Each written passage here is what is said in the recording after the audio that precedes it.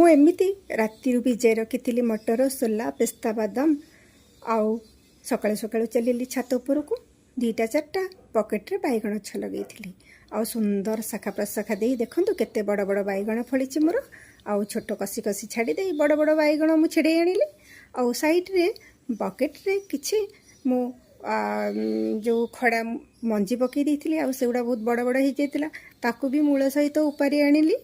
ଆଉ ମୁଁ ବଜାରରୁ କିଣି ରଖିଥିବା କିଛି ପରିବା ମଧ୍ୟ ମୁଁ କାଢ଼ି ରଖିଲି। ଆଉ କାଲି ଥିଲା ଦ୍ୱିତୀୟା। ମୁଁ ଦ୍ୱିତୀୟା କରେନି।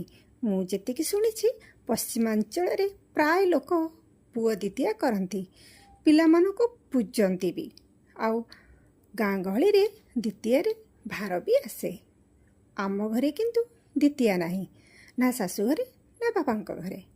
କିନ୍ତୁ ପିଲାବେଳୁ ବୋଉ ଘାଣ୍ଟ ତରକାରୀ କରିବାର ଜାଣିଛି, ଆଉ ମୁଁ ବି ଆଜି ଘାଣ୍ଟ ତରକାରୀ କରିଛି। ଏଇସବୁ ପରିବା ମିଶାଇ ଘାଣ୍ଟ ତରକାରୀ ତିଆରି କରିଛି।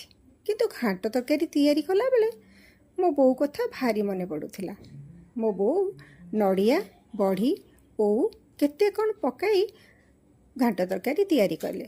ସେ କିନ୍ତୁ ଘାଣ୍ଟ ତରକାରୀ ତିଆରି କଲେ ଘରଯାକ ମହକି ଉଠେ। ଆଉ ସେ ଏସବୁ ପକାଇ ଘାଣ୍ଟ ତରକାରୀ କରେ। ମୁଁ କିନ୍ତୁ ଏସବୁ ଆଜି ପାଇଲିନି, କାରଣ ମୋ ଘରଠାରୁ ବଜାର ଢେର ଦୂର। ଯାହା ଥିଲା ମୁଁ ପକାଇ ଘାଣ୍ଟ ତରକାରୀ ତିଆରି କଲି। ମୋ ପୁଅ କିନ୍ତୁ ଖାଇଲା ବେଳେ ଟେଷ୍ଟି ଟେଷ୍ଟି କହି ବହୁତ ଖାଇଲା।